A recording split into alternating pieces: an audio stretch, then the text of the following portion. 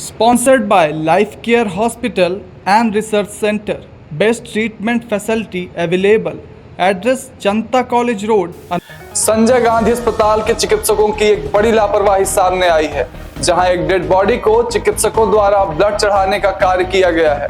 अस्पताल में भर्ती प्रसूता ने प्रसव के बाद दम तोड़ दिया। बताया जा रहा है कि ब्लड के अभाव के चलते प्रसूता की मौत हो गई। ताज्जुब इस बात को लेकर है कि यहाँ के चिकित्सकों ने उस वक्त ब्लड चढ़ाया जब प्रसूता की मौत हो चुकी थी। परिजनों ने संजय गांधी अस्पताल के गायनी विभाग के चिकित्सकों पर बड़ी लापरवाही का आरोप लगाया है।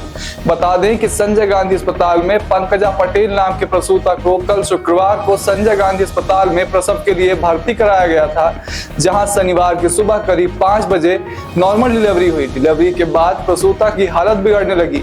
परिजनों ने जब डॉक्टरों को यह बात बताई तो उन्होंने ब्लड कम होने की वजह बताई। चिकित्सकों के कहने पर परिजन ब्लड का इंतजाम करने के लिए संजय गांधी अस्पताल के ब्लड बैंक का चक्कर काटते रहे, लेकिन ब्लड का इंतजाम जब नहीं हो पाया तो वे खुद अपना ब्लड निकलवाने को तैयार हो गए, लेकिन तब तक काफी देर हो चुकी थी। ब्लड जब तक गायनी वार्ड पहुंचा, प्रसूता दम तोड़ चुकी थी। उसके बावजूद चिकित्सकों ने डेड बॉडी को ब्लड चढ़ाया। प्रसूता के पिता लालमणि पटेल निवासी सतना का कहना है कि वे अपनी पुत्री पंकजा पटेल को प्रसव के लिए संजय गांधी अस्पताल में भर्ती कराए थे। शनिवार की सुबह प्रसव बाद उनकी पुत्री की हालत बिगड़ने लगी। चिकित्सकों ने ब्लड की व्यवस्था करने को बोला। बताया कि वे अस्पताल प्रबंधन से ब्लड की व्यवस्था करने गुहार लगाते रहे, लेकिन कोई नहीं सुना। आखिरकार जब वह ब्लड निकलवाने अस्पताल के ब्लड बैंक गए तो वहां उसे 2 घंटे तक दौड़ाया गया। तब तक उसकी मौत हो चुकी। उसके बावजूद भी यहाँ के चिकित्सकों ने डेड बॉडी को ही ब्लड चढ़ा दिया। परिजनों का यह आरोप भी है कि उनके द्वारा सारी दवाइयां निजी मेडिकल स्टोर से खरीदी गई। अस्पताल से उन्हें कोई दवाई तक नहीं मिली। निजी पैसे खर्च करने के बाद उन्होंने दवाइयां खरीदी। गंभीर चिंता का विषय यह है कि सरकार अस्पतालों में मरीजों के लिए निःशुल्क दवाइयां उपलब्ध कराने का दावा करती है, लेकिन इस घटना के बाद सरकार का यह दावा खोखला साबित होता दिख रहा है। इतना ही नहीं, सामाजिक संगठनों द्वारा आए दिन रक्तदान शिविर आयोजित किए जाते हैं।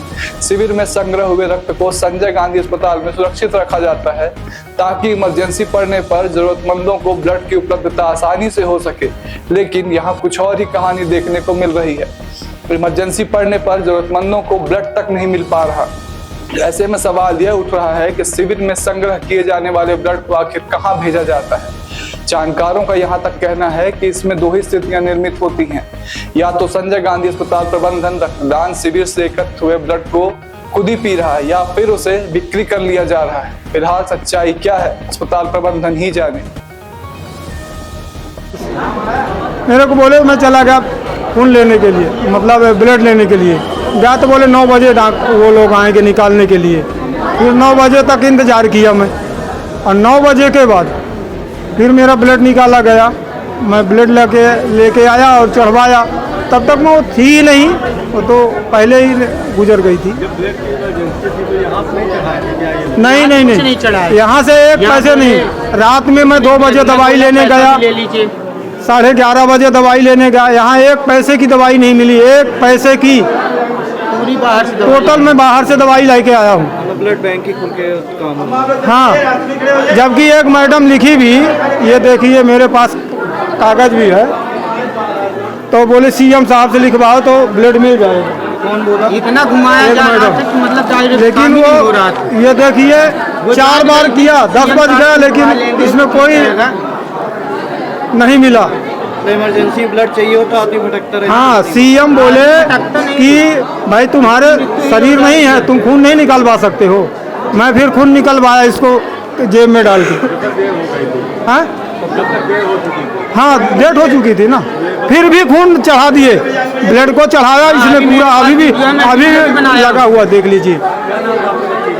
पंकजा पटेल, हाँ नर्स थी, वो स्टाफ नर्स इसमें झिन्ना हॉस्पिटल में। छुट्टी तो उसकी हुई नहीं अभी, वो दोपहर में कर लिया था। हाँ, अभी पैसे की बात आ रही थी। पैसे तो गार्ड और नर्सें तो सुबह से परेशान करके रखी। 4000 रुपये में 200, 500, 100 रुपये तो कोई लेता ही नहीं है यहाँ। बात का नर्स पैसा मांगती है। वही तो मैं पूछ रहा हूँ ना कि ये लापरवाही नहीं है तो क्या है, बताइए आप। क्या नाम है आपका? लालमणि पटेल, ग्राम पोस्ट बिगौड़ी, डिस्ट्रिक्ट सतना, मध्य प्रदेश। ये बच्ची कहाँ रहती थी आपकी? वो सन्नेही में थी, वो इसमें झीना में थी पदस्थ, और वो नर्स है ना, स्टाफ नर्स है वो। यही डिलीवरी का केस है हमारा। महिला की मौत के बाद कुछ शुरुआत की अभी प्रथम दृष्टया तो ये पल्मोनरी एम्बोलिज्म एक बीमारी होती है जो कई हज़ारों में कुछ 1-2 महिलाओं को हो सकती है। नॉर्मल कॉम्प्लिकेशन है डिलीवरी का, तो वो प्रतीत हो रहा है। और विस्तृत रिपोर्ट तो पोस्टमार्टम आने के बाद ही हम बता पाएंगे।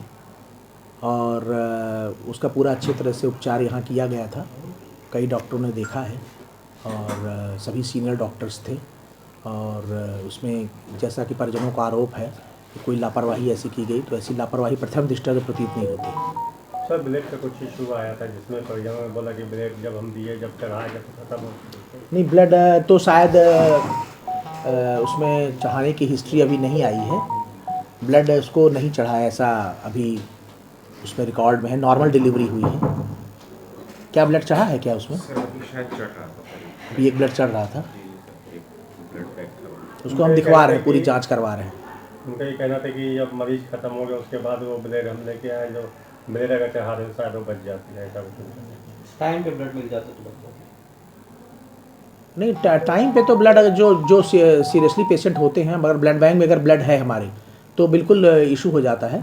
उसमें ब्लड के कारण अभी प्रथम दृष्टया तो ऐसा नहीं लग रहा है कि मौत हुई है, लेकिन हम उसकी पूरी विस्तृत जांच कराएंगे, पोस्टमार्टम भी कराएंगे, इसके बाद ही हम कुछ बता सकते हैं। तो ये नर्स और सुरक्षा कर्मियों को लेकर पैसे ऐसे के आरोप भी लगे? उसकी हम जांच करा रहे हैं, हमने पूरे स्टाफ बदलने के निर्देश भी दिए हैं कि वहाँ का पूरा स्टाफ बदल दिया जाए।